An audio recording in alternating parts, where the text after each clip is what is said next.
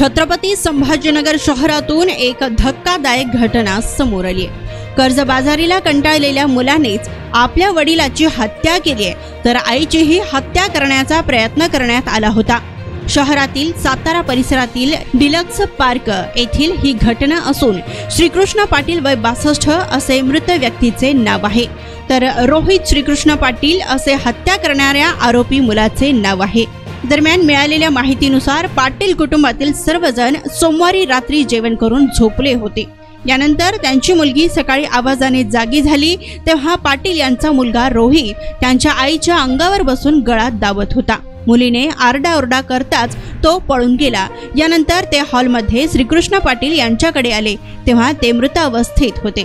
दरम्यान याची माहिती पोलिसांनी मिळाल्यानंतर उपायुक्त नवीन कावंत व सहाय्यक आयुक्त रणजित पाटील, पोलीस निरीक्षक ब्रह्मगिरी यांनी सहकाऱ्यांसह घटनास्थळी धाव घेतली आणि तपास करत आरोपीला ताब्यात घेतले। तेव्हा अधिक विचारपूस केली असता कर्जाला कंटाळून आपणच हत्या केल्याची कबुली आरोपी रोहित यांनी दिली।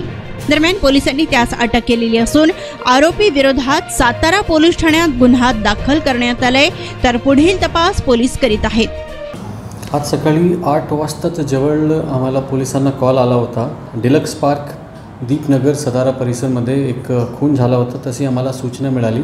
लगेच आमची टीम तिथे पोहोचली, ठाणेदार, ACP आणि मी स्वतः तिथे जाऊन पोहोचले। क्राईमची टीमसुद्धा पोहोचली आणि डॉग स्क्वॉड तिथे लगेच स्पॉटवर पोहोचले। घटनास्थळ आम्ही प्रिझर्व केले। त्यामध्ये रोहित श्रीकृष्ण पाटील वय 30 वर्षाचा, तो बेसिकली श्रीकृष्ण पाटीलचा मुलगा आहे। श्रीकृष्ण पाटील, बबिता पाटील त्यांची मुलगी आणि रोहित हे 4 लोक रो हाऊसमध्ये राहत होते आणि त्यामध्ये खून झाला होता श्रीकृष्ण पाटीलचा। त्याची वय 62 इयर्सची होती आणि तो MSc मधून रिटायर झाले होते। स्पॉटवर पोहोचल्यानंतर पूर्ण जो हाऊस होता तो अस्तव्यस्त होता। सगळं सामान बाहेर होता, कपाट, अलमिरा, त्यामध्ये सामान बाहेर होता। आणि रोहित श्रीकृष्ण पाटीलच्या अशी कंप्लेंट होती की रात्री गुंडे लोक आले, ते अनोळखी लोक आले आणि त्यांना त्यांचे वडिलांना मारून पैसे घेऊन गेलेले आहे। आम्हाला पोलिसांना थोडासा संशय वाटला होता त्याची तक्रारवर, बिकॉज जे काही हकीकत ते सांगत होते आणि क्राईम सीनवर जेवढे एव्हिडन्स होते तो जुळत नव्हते।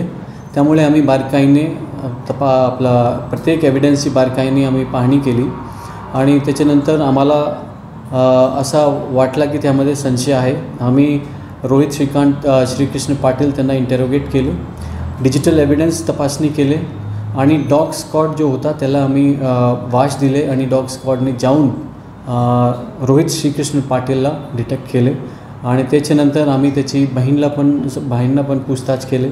बहीणनी नंतर आम्हाला शेवटी सगळी स्टोरी सांगितली। हा पूर्ण तपास झाल्यानंतर इनिशियली जो आमच्याकडे माहिती आहे ते अशी माहिती आहे की रोहित श्रीकृष्ण पाटीलनी स्वतःच्या वडिलांचा खून केलेला आहे आणि त्याचा जो प्रयत्न होता वडील, आई आणि बहीण तिघांना त्याच्या मर्डर करण्याचा त्याचा प्रयत्न होता, पण बाकीचे 2 लोक वाचले।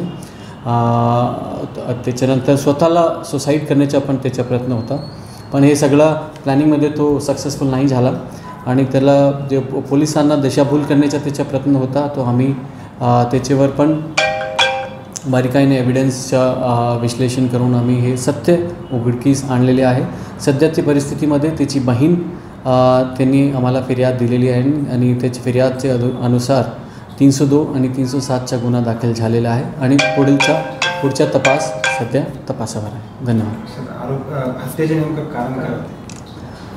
हत्याचं प्रायमरी फेसी जो कारण आहे तो रोहितला ट्रेडिंगची सवय होती आणि ट्रेडिंग करत करत त्यांनी भरपूर पैसे जिंकले होते आणि हारले पण होते आणि हळूहळू त्यांनी लोकांकडून लोन घेतला होता आणि शेवटी तो लोनचे भारमुळे त्याला असं वाटला की आपण स्वतःच्या म्हणजे आपण गळफास घेतला, आपण सुसाईड केले, तो इन्शुरन्समधून आपल्याला पैसे भेटू शकते जेणेकरून ते स्वतःचे आईवडील आणि त्याची बहीण त्याला पैसे भेटू शकते आणि त्यांचा परिवार व्यवस्थित होऊ शकतो, असा त्याच्या प्लॅनिंग होती।